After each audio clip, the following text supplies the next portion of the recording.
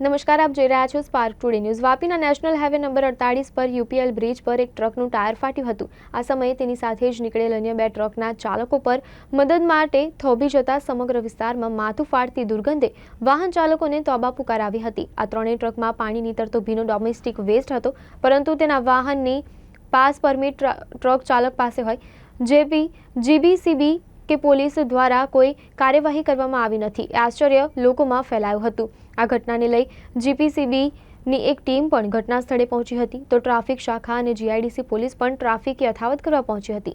જે દરમિયાન ત્રણેય ટ્રકમાંથી અસહ્ય દુર્ગંધ સાથે ભીનું વેસ્ટ, તેનું પાણી સતત રોડ પર પડી રહ્યું હતું।